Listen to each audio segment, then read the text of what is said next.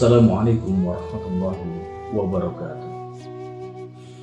Alhamdulillah, wassalatu wassalamu ala rasulillah wa ala alihi wa ashabihi wa mawala, amma ba'd. Sahabat Cahaya Psikologi Indonesia berbahagia. Dikisahkan suatu hari Nabi Isa melihat bangkai seekor anjing. Ketika sahabat-sahabatnya berpaling karena jijik, Nabi Isa justru melihat susunan gigi putih dari anjing itu yang tertata indah.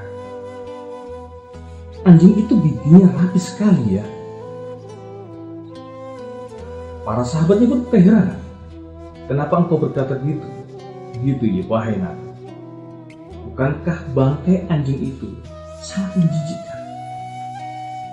Bahkan engkau sendiri jika dihina atau dicaci, diremehkan dengan kata-kata jelek, kata-kata tuan atau kata-kata engkau tetap saja baik. Nabi Isa menjawab, karena setiap orang memang akan mengeluarkan apa yang dimilikinya. Jika pikiran dan perasaannya jelek, maka yang keluar adalah yang jelek-jelek. Sahabat Cahaya Psikologi Indonesia yang berbahagia, semakin seseorang terpeleset karena lisannya, semakin ia terjebak dalam masalah dan dosa. Karena itu Rasulullah SAW bersabda, "Falyakul khairon aw liyasmut." Berkatalah yang benar, kalau enggak diam. Jangan sekali-kali mencela makanan yang sudah tersaji di depan mata misalnya. Kalau tidak suka, berikan kepada makhluk yang lain yang lebih membutuhkan. Ada makanan terlalu dingin misal, ya hangatkan. Jangan mengeluh, jangan mencela. Sebab diberi makan saja oleh Allah, kita sudah layaknya bersyukur. Mencela atau mengutuk bukanlah akhlak seorang muslim. Rasulullah bersabda, orang mukmin itu bukanlah seorang pengutuk.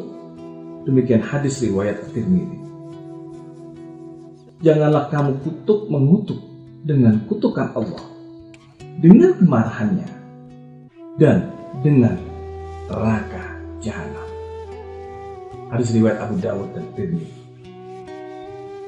Suatu ketika berada di tanah suci, ada seorang jamaah haji yang sedang mendapat jatah makanannya dalam kondisi dingin dan keras. Mengeluhlah ia dengan mengatakan, susah ya di Arab. Nasi saja keras begini misal. Dia terus menggerutu, mendumau tanpa henti. Seseorang kemudian menasihatinya, kalau bapak semakin mengeluh dan mencela, bapak akan semakin sengsara dan menderita. Yang memberi makan adalah Allah.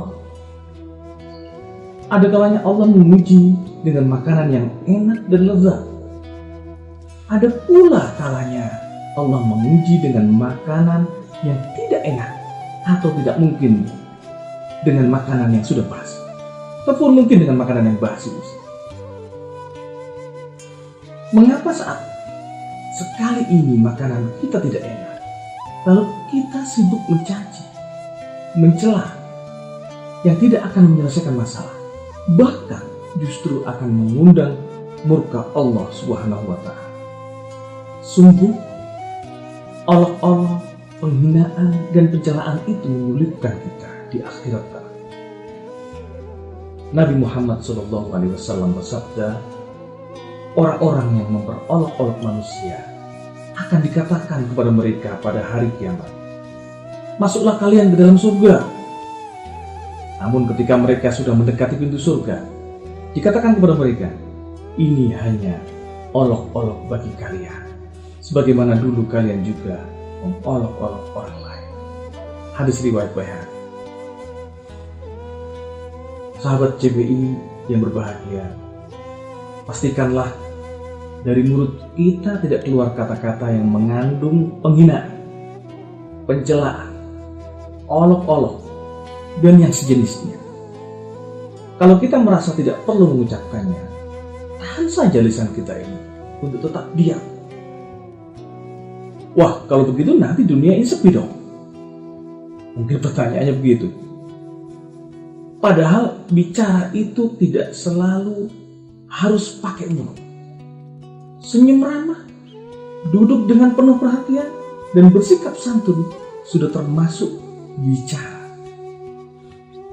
Cara menunjuk, bersila, bahkan cara kita bersikap terhadap pembicaraan orang lain, semua ini merupakan ribuan kata, bahkan jutaan kata.